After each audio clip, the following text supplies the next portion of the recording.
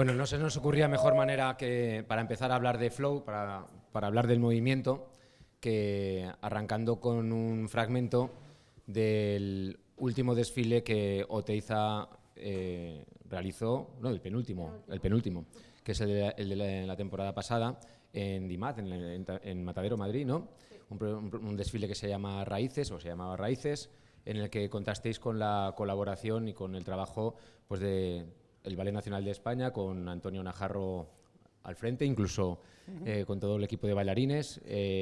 Bueno, pues empezando por el movimiento y empezando por vuestras opiniones. ¿Cómo veis esa manera de, digamos, interactuar con el movimiento, con el flow en vuestro trabajo?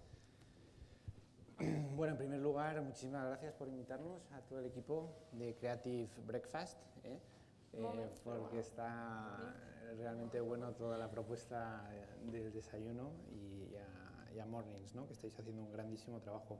Y a todos los que habéis venido también. Exacto.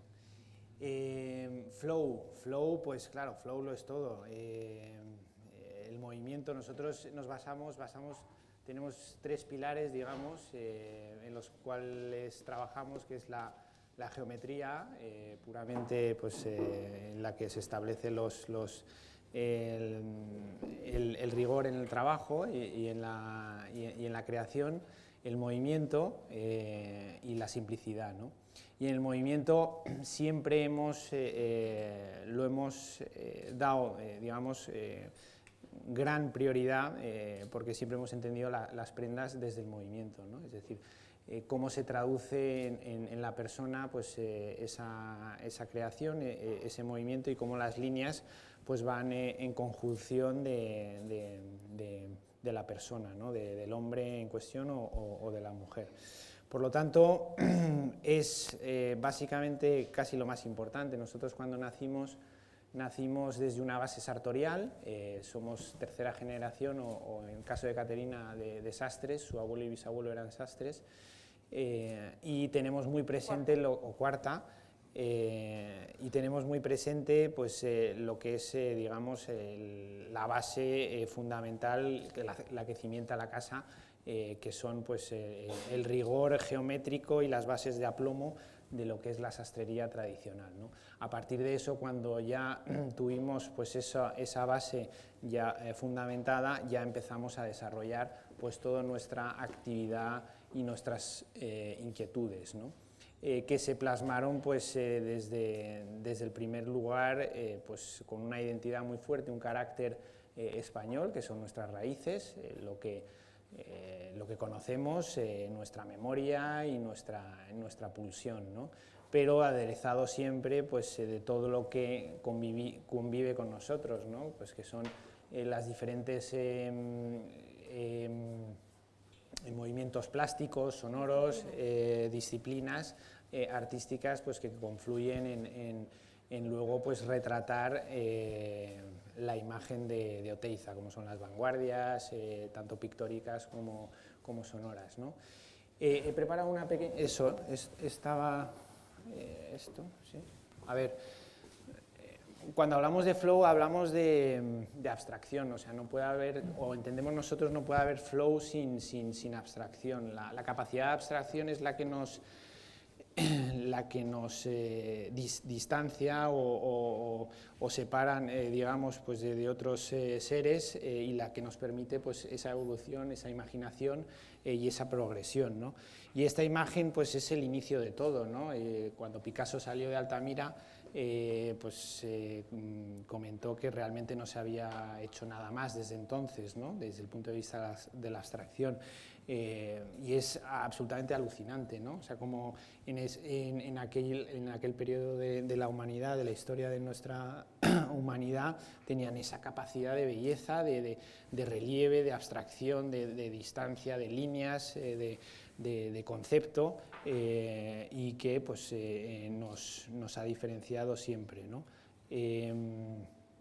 Esa abstracción también necesita, o ese flow necesita también del silencio. Nos gusta mucho, ahora he puesto un ejemplo de un cuadro de Malevich, que representa pues, la abstracción pura en su cuadro negro y también el silencio dentro de la creación, es decir, necesitas un silencio para iniciar ese camino. Cuando inicias un camino de ruptura, tienes que tener un relato muy fuerte, una profundidad para luego tener una coherencia en el tiempo y que las personas pues entiendan ese relato y te acompañen, ¿no? Y en este caso, en el hombre, creímos que se hacía necesario ese cambio y esa progresión, porque desde hace casi 200 años, pues, en su estética más clásica, el hombre pues, se había quedado estancado. Socialmente se había permitido, digamos, o sea, se había condicionado, el hombre pues, tenía pues, una historia más pragmática, más funcional en su aspecto económico y social, y se había separado un poco de esa parte más sensitiva, más artística, y no le había permitido pues, transgredir o evolucionar en las formas. Hay ejemplos de transgresión que son extremos, la escuela de Japón, o sea, Comme des Garçons, Yamamoto, la escuela belga, Dries Van Noten, o sea, que son ejemplos, pero que no han llevado como Yves Saint Laurent o Balenciaga a la mujer cuando realmente pues, se impuso en sus libertades y en sus conquistas sociales, pues a adquirir un protagonismo mayor y a meterse en nuestro armario y a salir y a hacer lo que quisiera, ¿no? Y entonces Balenciaga pues, y Yves Saint Laurent pues, hizo pues, los smokings para mujer, o sea, quieres trabajar, pues te pongo un traje, y entonces en ese sentido yo creo que el hombre todavía no ha evolucionado en esa elegancia clásica, pero además protagonista, ¿no? Y lo podéis ver en las galas del Met o en las galas de los Oscars, que todavía el hombre va impoluto con su smoking, pero no deja de ser pues, algo involutivo, ¿no? Y hay margen. Ese margen de evolución lo tienes que dar, pero tienes que hacerlo pues, con un relato y con una profundidad, es decir, tienes que empezar poco a poco. Como nosotros empezamos con una base, empezamos con la capa española, no sé qué he puesto por ahí. Esto es un retazo, una foto de una capa, que veáis que está cortada en sangre, es decir, que no tiene costuras. Lo que propugna o lo que proporciona es más movimiento. Trabajamos con los paños de lana merino española en Béjar, que es como el Manchester español, que tuvo pues, su auge y ahora pues, estamos intentando recuperarlo, y partir de esa base puedes pasar si quieres. Tiene mucho flow, ¿no? Claro. Esta parte de capa, volviendo un poco al... Sí, que se ve un poco mal. Es polvoreando la capa, solo se ve un trozo de la foto, es una foto maravillosa porque además la capa es una capelina y en la foto está como la capelina en vertical, que nunca aparece en vertical, y vamos a lograr otra vez esa foto. Y que además es el elemento que más flow tiene. Estamos repitiendo mucho. Lo que más movimiento tiene, ¿no? La capa. Y es por lo que empezamos también con la capa, ¿no? Porque aparte es un icono español, pues es geometría pura y dura en movimiento, ¿no? Lo que más flow nos puede dar y obviamente un icono de nuestra cultura y que estaba ahí un poco olvidadito y que había que rescatar y traerlo al siglo XXI y con cortado en sangre, que da una diferencia no solo física sino visual. ¿Qué es la importancia cuando pinto esa línea de arriba? Las líneas son importantísimas, ¿no? Como sabéis, o sea, en geometría. La línea de arriba puede ser una línea activa, es decir, donde veis pues, una energía, un protagonismo, una expresión, un sentimiento, y las líneas de abajo, si vas juntando las líneas de abajo, se crean el cuadro, se crea el plano. O sea, en dónde empieza la línea y en dónde empieza el plano. Es decir, en dónde empieza el punto y dónde empieza la foto final, ¿no? Eso es lo más importante, llegar a esa foto final con un relato. Es decir, es como la metáfora del río en su desembocadura. ¿Dónde termina el río y empieza el mar? ¿Vale? Son cosas que realmente tienes que tener trabajadas, estudiadas, para que luego fluya de una forma armónica y de una forma pues, con fuerza y con mucha energía. Pol, en vuestro primer desfile que hicisteis un ejercicio también de corte de esa capa, ¿no? Fue algo que, bueno, fue vuestra presentación, lo hicisteis también en Matadero, si no me equivoco, sí, con ovejas. Sí. Costó un montón que las ovejas volvieran a entrar en el matadero. Que el matadero había dejado de ser un matadero, no había vuelto a entrar un animal y bueno, hasta ahí además un proyecto muy bonito porque es en contacto con el Ministerio de Agricultura y la ganadería. No sé si me oís bien, yo sí he desayunado bien esta mañana y tengo buena voz. Sí, fue así. Y bueno, incluso con el Ministerio de Agricultura de por medio, hasta el día anterior no sabíamos si íbamos a poder meter las ovejas. Y no fue un capricho puntual, ¿no? O sea, como comentaba, fue un proyecto muy bonito que duró un año y medio, en el que intentamos, quisimos recuperar el paño de la lana merina, que es bueno, que ahora os contará un poco Pol, pero cuya oveja, sobre todo la negra, está en peligro de extinción, puesto que al ser negra no ofrece esa variedad de colores como ofrece el blanco, que puedes elegir lo que quieras, y luego pues al no dar tanta leche y tanta carne, pues se la fue relegando hasta extinguirse, y era la originaria de la lana merina y la originaria de la española. Entonces decidimos traer a las ovejas, 20 ovejas, a Matadero, para darles voz, ¿no? Entonces nuestro primer desfile, bueno, pues ellas eran el front row, porque eran nuestras protagonistas y porque no tienen la posibilidad, obviamente, de presentarse y no están metidas en moda, ¿no? Es el último eslabón, o el primero, mejor dicho. Y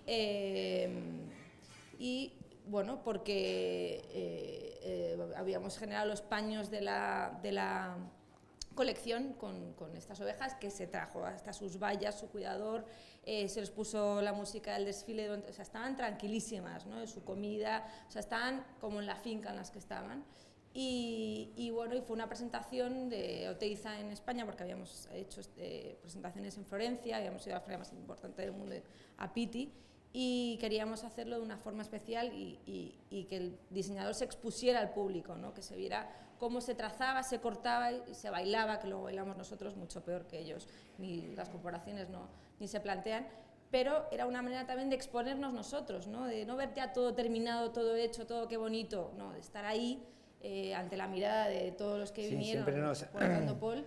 Siempre nos hubiera gustado ver bueno, el actor se expone ante las cámaras o ante el público, y por qué no el diseñador, ¿no? El diseñador que tiene una parte creativa muy fuerte, el pintor, desde los años 70 pues cada vez más hace performance online pintando, ¿no? Y esa energía es importantísima incluso para el público, ¿no? Para entender qué está pasando en su pintura, ¿no? Pues qué está pasando en la moda masculina. Entonces nosotros queríamos hacerlo in situ, con el riesgo que conllevaba eso, trazar y cortar en el suelo un paño de 6 metros por 1,5 metros a mano alzada, que bueno, pues no es tan fácil.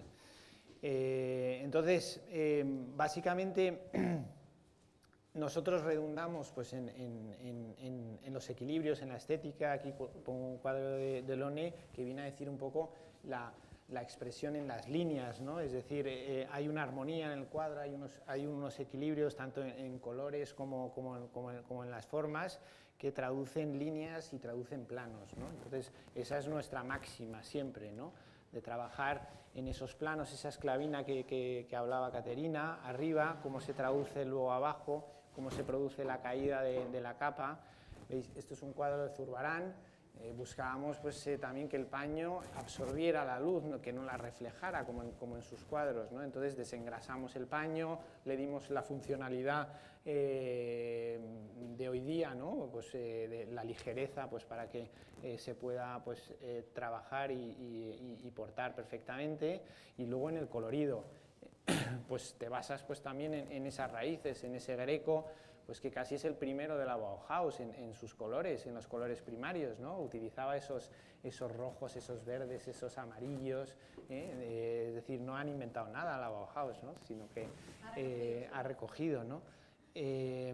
o como hablaba con Mati, pues nuestro maestro Zuloaga en el siglo XIX, cuando nos tachaban de románticos y de oscurantistas, ¿no? Y era un reflejo de la misticidad que se producía en España, la abstracción que había. Este cuadro de las Sepulvedanas es maravilloso. O sea, veis los refajos que tenían en las faldas, que se los ponían cuando hacían frío, ¿veis? En esta parte de... con todo Sepúlveda al fondo, pues es una expresión muy fuerte tanto del carácter y de la fuerza en España como la necesidad de abstracción, el simbolismo. Zuloaga estaba a caballo entre el impresionismo, el simbolismo de la época, el realismo, y es muy interesante, ¿no? O sea, si veis a la señora con ese paño arriba parece Miyake, ¿no? O sea, los paños de Miyake. Tenemos tanto que aprender y tanto que recoger de nuestro regionalismo y tenemos la suerte de que tantas civilizaciones hayan pasado por España que bueno, es una fuente siempre de inspiración. Este es uno de nuestros últimos desfiles en teatro. El último desfile que se llamaba Lances. Lances, sí.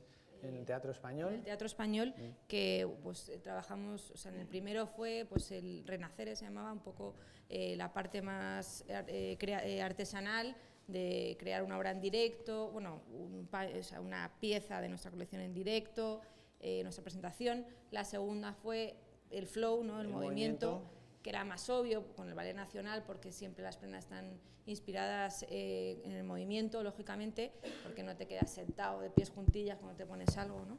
Y la tercera, queríamos seguir trabajando esa transversalidad con la que siempre pues, nos nutrimos y que, quieras o no, siempre está ahí, que no era tan obvia, que era la pintura, y entonces para ello fue en el Teatro Español, bueno, fue además el primer desfile que hacía en el Teatro Español, un pintor, Fernando Mastreta, creó una obra en directo, pero creó una obra en directo desde un iPad proyectada en una pantalla gigante, una pantalla negra además, y entonces según iban entrando modelos iban haciendo algún movimiento que formaba esa obra y se iba creando una obra inédita en directo que al final del desfile, por Bluetooth, todos se pudieron descargar en su móvil, ¿no?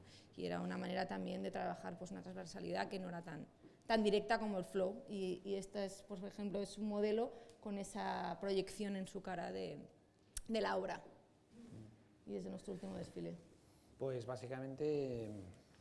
Esto lo habéis visto con el Ballet Nacional, con Antonio Najarro, que además hemos podido disfrutar de su último año de... Esta fue portada del New York Times en el discurso final de Obama. Esto es en Pitti. Esto fue en Pitti, en Florencia. Que cuando apareció ese color caldero, castellano, arcilloso, bueno, se volvieron locos. Sí, aparte que claro, es un color, buscábamos un color naranja, sí, que fuera discreto, o sea, que pareciera un marrón, pero claro, te ponías al lado de uno de marrón, uno de ocre y tal, y se veía el naranja y desembarcaban los españoles, ¿no? Siempre cuando fuimos a Florencia nos dimos cuenta de que teníamos que trabajar mucho sin caer en el cliché, en el estilo español, ¿no? Sí, sobre todo en sastrería siempre se hablaba de la sastrería inglesa y la italiana y muy poco de la española. Entonces en eso intentamos siempre que se distinguiera ese estilo español, y por ello pues, empezamos a trabajar la capa y empezamos a trabajar el sombrero. De hecho, primero empezamos a trabajar el sombrero, y cuando fuimos a la feria y tal, pues los sevillanos decían, no, que el hombre lo tiene, porque bueno, pues nos oponemos según nos cuadre, ¿no? En la mañana, no, que el hombre lo tiene que llevar a la derecha y la mujer inclinada a la izquierda, Dios mío, que os estáis saltando el protocolo, pero bueno, ¿dónde habéis dejado el caballo? Pues al principio, pues sí, es lógico, yo creo que la gente, pues es un primer pensamiento que no es malo, ¿no? Es algo natural, y luego al final han sido nuestros mayores fans, porque pues es un sombrero que es muy elegante, obviamente, es parte de un look homogéneo, ¿no? Que no te lo puedes poner con cualquier cosa, ¿no? Y que por eso también al unirse todo, pues es la fuerza que tiene, pero lo hemos interiorizado y lo hemos naturalizado y lo llevamos, pues... con mucha honra, a la izquierda o a la derecha, donde nos pille, o en el medio, y bueno, y fue un poco, después cuando desembarcamos segundo año con la capa, pues fue con ese color, y todo el look en ese naranja, y entonces se publicó esa foto enseguida en New York Times Fashion en su Instagram y se hizo viral en la feria, porque además están todos como locos, imaginaos con el zombismo que tenemos con el móvil, pues en una feria de esas características, y se publicó al lado del discurso de Obama. Y aunque no parezca, es Mati. Es Mati, Back to the Future. Esto es una reivindicación de la falda, ¿no? O la calza, como la llamamos nosotros. Que no se ve muy bien la foto. Es una falda asimétrica. Es un capote de Es una deconstrucción de capote, ¿vale? De un capote de torero. Y está hecha con lana merino. Y bueno, pues dentro de lo que hablábamos de la involución del hombre, realmente la falda se puede dar la propiedad más masculina o que femenina. O sea, el hombre ha vestido siempre con falda y desde sus inicios y realmente es una prenda pues que creemos que cada vez pues se va a ir introduciendo cada vez más, ¿no? Porque es estéticamente muy bonita. Y de forma muy masculina, ¿no? Así que nada más, Mati, si quieres comentar alguna cosita. Bueno, como es un formato express, también me gustaría aprovechar para plantear a nuestra audiencia, si tiene alguna pregunta que quiera hacer, que podemos seguir con entablar esta conversación, y es una oportunidad fantástica pues, para charlar tan abiertamente como lo estamos haciendo. O sea, que si hay alguna pregunta me lo decís, yo os paso el micro. Yo os lanzo una, un poco también para comprender ese movimiento, ese flow también personal que os ha llevado a vosotros a dar forma a un proyecto como el de Oteiza, ¿no? No hace mucho. Tú estabas en una farmacéutica pasándotelo pipa en un área súper divertida, imagino, sexy, y tú estabas con tus traducciones y tus... Estaba con mi tecla muy sexy también. Y llega un momento, y 8 años después, estamos aquí sentados con sombreros cordobeses, con capas segovianas. Con capa hoy no, porque yo de repente ha hecho buen día. Si hubiera hecho el día de antes de ayer, pues hubiera venido con capa. ¿Qué lleva a poner el foco, os lleva a poner el foco precisamente en esta línea de trabajo, lo que habéis ido consolidando recientemente, desde que abrís aquel espacio en Chamberí, Arapiles, que fue vuestro primer espacio de trabajo, si no me equivoco? Sí. ¿Y qué ha pasado en este tan corto intervalo de tiempo? Bueno, obviamente son cosas que van surgiendo más del interior, ¿no? La necesidad de trabajar pues, con la materia, de trabajar de una forma más directa con la creación, de controlar esa creación, porque también nos hemos expuesto en algunos momentos pues, a la actividad artística de la fotografía o del teatro, y hay que buscar cada uno su sitio, ¿no? Es importante conocerse a uno mismo, y yo creo que con la sastrería encontramos el equilibrio y lo hicimos poco a poco. Eso yo creo que es lo que nos ha dado ese cimiento, es decir, teníamos muy claro que no pensábamos en moda, la verdad. Yo nunca he visto un desfile, yo compraba en una tienda solo. Porque ahora... en una tienda solo, en una cooperativa de pescadores, es decir, por supuesto me gustaba la estética, siempre me había fijado en las caídas de los hombros, inconscientemente, luego me he ido enterando pues todo lo que me fijaba, ¿no? de pequeño. Pero no la moda desde un sentido más, no quiero decir frívolo, porque la moda pues, oye, tiene su parte que no es frívola, pero siempre desde un sentido más constructivo y más creativo, ¿no?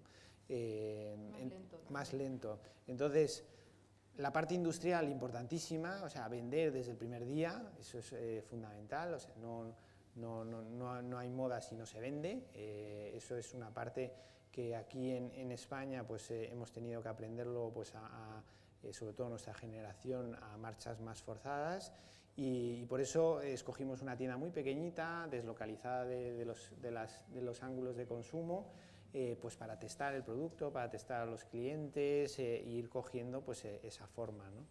Y la verdad es que lo repetiríamos otra vez, ¿no? Sí, además hemos crecido poco a poco con ella, bueno, sí. Porque tenemos 8 años, o sea... Perdón, sí, tenemos 8 años, ¿no? Realmente... Sobre todo mucha honestidad, hay que tener... Sí. El cliente y además cuando das pasos de transgresión tienes que explicarlo muy bien, tienes que acompañar tus pasos pues, con acciones pues, que sean realmente enriquecedoras para el cliente y que le haga interesarte no por tu cambio, digamos, sino por su propio cambio, ¿no? O sea, hay que fomentar los cambios individuales que al final son cambios más humanistas, ¿no? Estamos hablando en términos más sociales. ¿Alguna pregunta? Si no, yo tengo carrete, o sea, puedo seguir preguntando hasta que me digáis en tiempo cómo vamos. Bueno, hablaba de su tienda, no sé si la conocéis, está aquí cerquita, está en Ahora hemos cambiado a Conde de Siquena, ¿no? Y es un sitio que os recomiendo que visitéis porque es una gozada entrar y lo primero que te encuentras es a Polo, a Caterina sentados y te reciben como el que...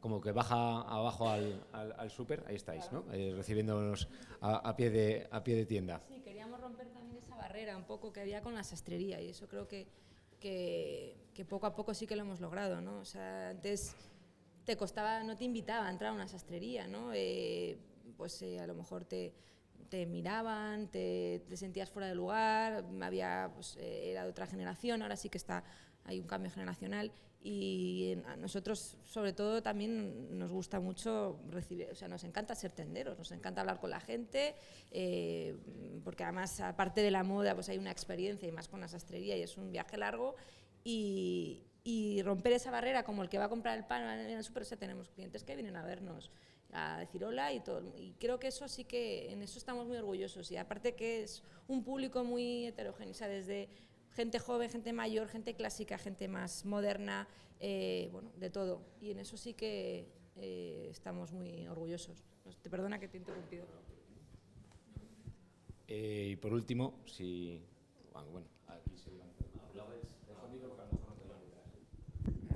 Encantado de conoceros.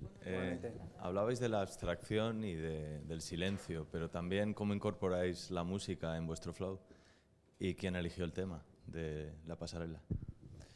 Pues la verdad es que fue muy generoso el director del Ballet Nacional cuando le propusimos el proyecto, porque le propusimos el guión y siempre en conjunción con la música. La música es importantísima para contar la historia. Siempre hay el primer guión está basado, o sea, el que habéis visto, en unos cuadros de Bonalumi. De Bonalumi, que es de la Escuela de Fontana. Es de la Escuela de Fontana, es un pintor que tensionaba los cuadros con formas, tensionaba los lienzos y creaba formas, o sea, generaba una tercera dimensión en el cuadro y era lo que queríamos expresar, es decir, al principio los bailarines están metidos en una caja, y van generando formas y es un poco la forma de la abstracción, desde el carácter onírico de la creación cuando estás pensando en la creación y luego ya se va traduciendo en formas y se va traduciendo en realidades, ¿no? Hasta la realidad final que veis. Y la música es fundamental. Y la música queríamos romper pues, con música electrónica, el Ballet Nacional nunca había bailado con música electrónica. Y menos castañuelas y música electrónica. Y con castañuelas el hombre, ¿no? Y la verdad es que fue un acierto que no nos imaginábamos, porque realmente ha sido el desfile más visto de la historia de las redes, o sea, más de 40 millones de visualizaciones y bueno, pues eso es lo que implica que va más allá de la moda, ¿no? Que va que toca más enchufes, más fibras dentro de lo cultural, de lo social y la tradición. Y es un optimismo, ¿no? Para el hombre, pues, que realmente estamos en un momento donde yo creo que el feísmo, lo que estamos viendo, pues, los oversize o incluso esa cultura del feísmo, yo creo que es un final de una etapa. O sea, yo creo que vamos a llegar a una etapa de elevación de la belleza y de sublimación de la belleza, pero mucho más allá de lo que pensamos. Entonces, en eso estamos. Al hilo del tema de flow, y teniendo en cuenta que vosotros, aparte de diseñadores y creativos, sois empresarios, tenéis una serie de responsabilidades, ¿cómo es vuestro workflow? Es decir, para vosotros crear, ¿podéis crear, por así decirlo, entre comillas, en el día a día, o cuando tenéis que empezar a crear, por así decirlo, retiráis para crear y descargáis las responsabilidades del día a día en gente de vuestro equipo? ¿Cómo lográis ser creativos, pero a la vez, claro, ser empresarios y ser operativos? Gracias. Podemos descargar, desgraciadamente. Y además tenemos 3 hijos. Las discusiones ayudan también al workflow. ¿A qué flow ya la Sí. cosa? Nos hacía pasear Mati esta mañana por los salones de Creative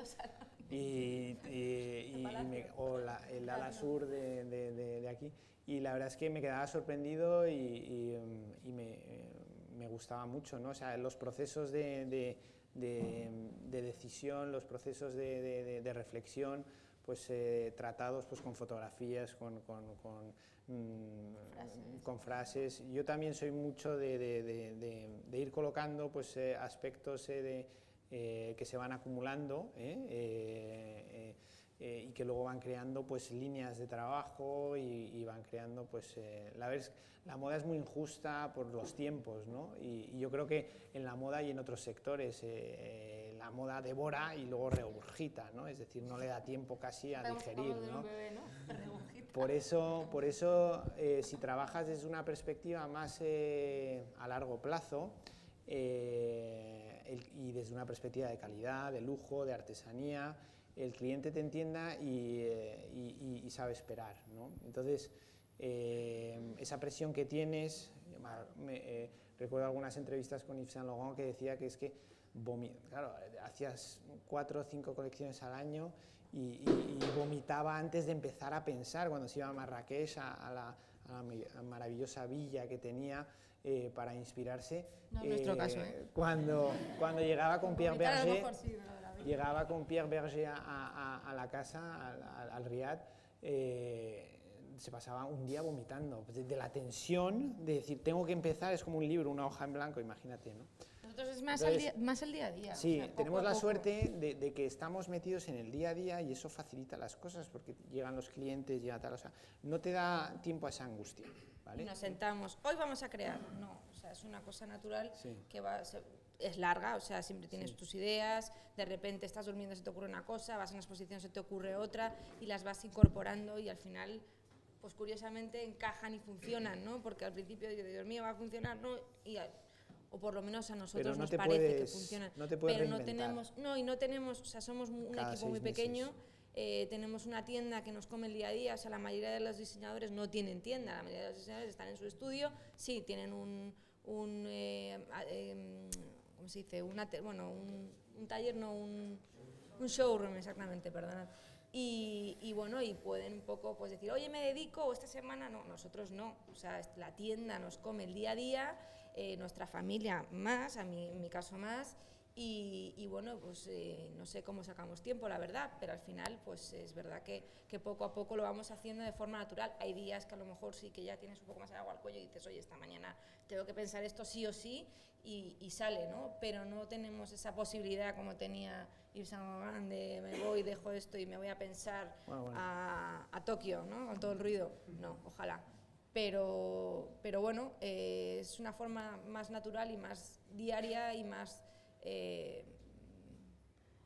bueno, no me sale la palabra ahora ya, se me ha perdido el flow, yo creo que vuelvo a necesitar desayunar, pero vamos, que ojalá tengamos ese momento de podernos alejar. Quizás eso al final también te presiona más, ¿no? O sea, el tener, tengo que hacerlo, porque tengo no sé qué, y me siento a pensar que, bueno, pues poquito a poco lo vas haciendo.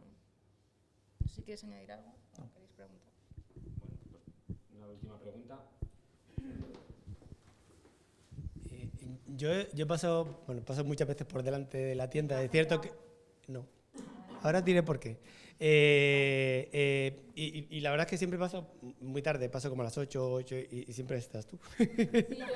Está otra persona que trabaja con vosotros, que está ahí trabajando y tal.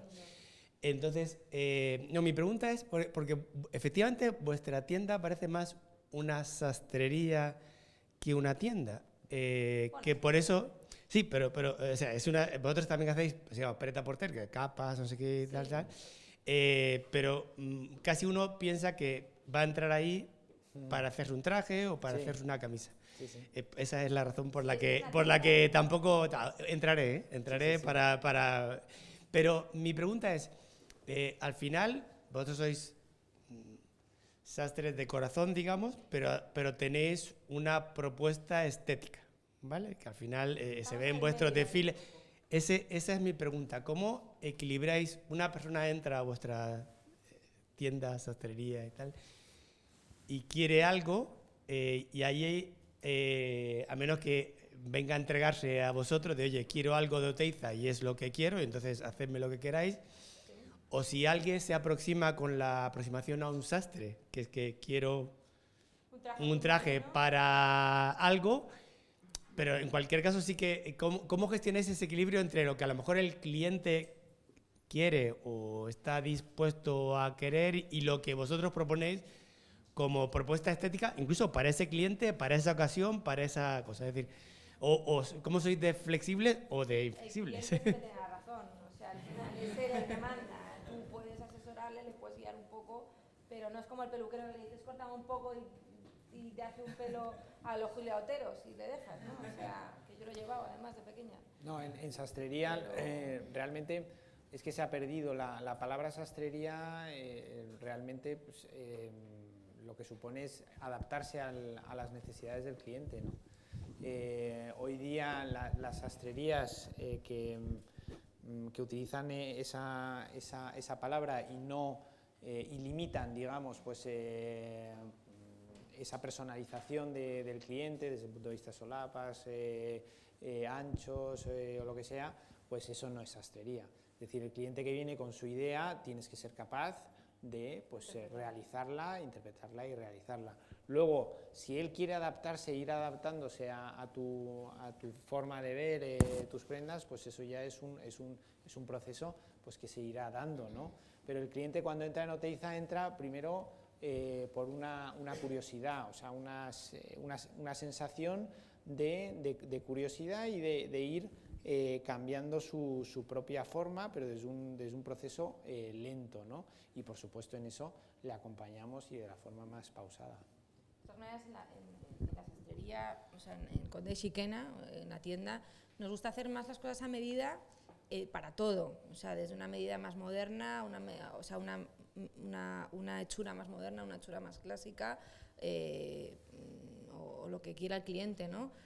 Porque participar activamente en ese proceso para el cliente es muy enriquecedor, ¿no? No estás comprando una cosa, te la llevas, te vas a tu casa, te la pones, no, o sea, estás eligiendo, estás diseñando, estás conociéndote, estás abriendo tus miras. Entonces, esa experiencia nos parece tan enriquecedora que al final es la que ofrecemos en la tienda. El prêt-à-porter es más, pues lo hacemos en los desfiles pues para a lo mejor para otras tiendas o para la que no tiene tiempo de hacérselo o el que vive fuera, o para la web, ¿no? O sea, sí que nos gusta esa parte artesana y esa parte de una experiencia mucho más larga que una compra rápida, ¿no? Entonces, en eso sí que nos gusta trabajar mucho y por eso nos gusta la sastrería, independientemente de qué te quieras hacer. Incluso hemos hecho cosas modernísimas que ni siquiera hemos sacado y que a lo mejor nosotros no nos pondríamos, ¿no?